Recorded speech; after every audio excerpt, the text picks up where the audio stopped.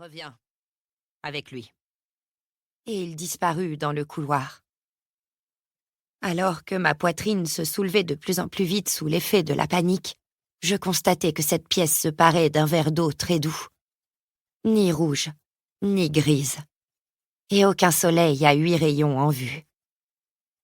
La femme avait reporté son attention sur moi. Elle tendit la main vers mon visage. « Fuis !» me criait mon instinct. « Tu n'es pas en sécurité. » Mes muscles tremblèrent d'angoisse, et même si je souhaitais me recroqueviller sous la couverture, mon corps agit à ma place. Je sautai du lit, poussé par le flux d'adrénaline qui parcourait mes veines, et, sans un regard en arrière vers la femme, je me précipitai dans le couloir uniquement éclairé par de faibles néons. La faiblesse de mes jambes m'obligea à courir en longeant les murs. Combien de temps avais-je dormi? Où étaient les autres? Pourquoi étais-je ici?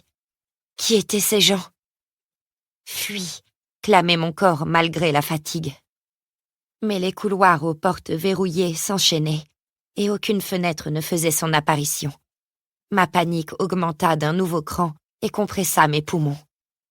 Un éclat de lumière plus puissant attira mon attention, et j'accélérai la course. Une sortie. Je franchis le seuil et mon premier réflexe fut de ralentir et de plisser les yeux, le temps de m'habituer à cette puissante luminosité qui n'avait rien de naturel. Ma déception fut immense. Je n'étais pas dehors, mais dans une gigantesque alcôve circulaire dont le plafond me surplombait d'une dizaine de mètres. Le long des parois, du mobilier vieilli s'entassait.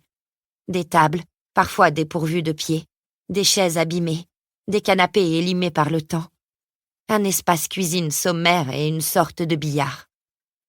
Pourtant, le plus impressionnant se trouvait pile au centre de l'alcôve, presque irréel, dans ce lieu éclairé par les néons. Un champ de blé, un potager et un colossal pommier me défiaient de douter de leur existence. La peur reléguée dans un coin de mon esprit, je ne pus m'empêcher de passer la main dans les épis.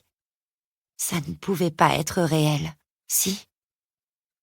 Et alors que des milliers de questions m'assaillaient, toutes sans réponse, je pris soudain conscience que je n'étais pas seule. Au pied du pommier, un homme se retourna, l'air ni surpris ni effrayé, comme s'il m'attendait. Il était grand, bien plus que moi, qu'Arthur ou que Prime, mais pas autant que le maître de l'ordre nouveau. Vêtu d'un polo beige par-dessus une chemise blanche qui faisait ressortir la noirceur de sa chevelure courte, et d'un simple jean d'un bleu délavé, il paraissait jeune. Il avait un visage fin, sans barbe et sans aucun cheveu blanc. Le même tatouage que celui des autres marquait sa joue gauche, juste sous l'œil, et je pris enfin le temps de le contempler. Une lune renversée en soucoupe, posée sur un cercle, lui-même en équilibre sur une croix. L'homme m'observa longuement, m'étudiant des pieds à la tête. Ses lèvres remuèrent à peine, comme si sa phrase ne m'était pas vraiment destinée. Pourtant, je me surpris à la lire sans aucune difficulté. « Tu as coupé tes cheveux. » Un sourire se dessina sur son visage, et je me figeai. Mon sang ne fit qu'un tour dans mes veines. Je connaissais ses traits, cette manière de se tenir et de se mouvoir. J'avais observé des milliers de fois ses yeux gris dans mon propre miroir, cette mâchoire sculptée et cette façon de sourire. Oh, il avait beaucoup changé et était très différent de tout ce que j'avais projeté. Mais mon instinct ne pouvait se tromper. Depuis plus de 15 ans, je n'avais cessé de l'imaginer près de moi. Et il était là. Piotr. Mon frère. Il signa d'un mouvement fluide. « Bienvenue à la maison, San. »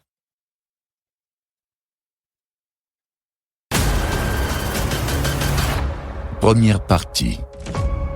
Éveil. Memoriae. Je viens de naître. Je? Non. Naître n'est pas le bon mot. Il n'y a aucun mot. Mais je suis là, maintenant. Et avant, je n'étais pas. Avant. Les chiffres défilent. On m'implante des souvenirs qui ne sont pas les miens. Ils m'appartiennent maintenant.